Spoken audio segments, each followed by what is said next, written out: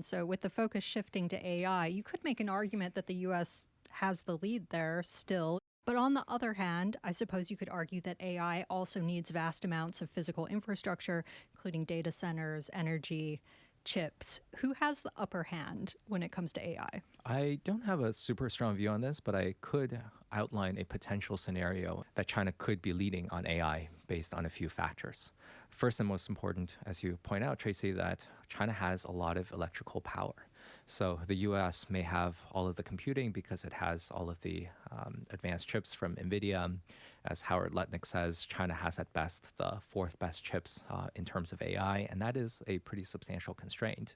But what is a bigger US constraint, maybe right now going forward, is that there just isn't enough electrical power, especially if Trump is taking wind turbines offline and being very discriminatory about certain types of energy.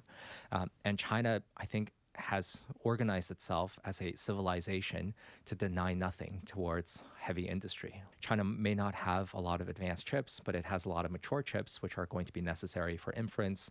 So if we do invent God in a box, we're going to be running queries all the time to figure out how to automate and shop and whatever else, and that is going to require a lot of processing power. And I think this is where China's mature chips are going to have a pretty good advantage.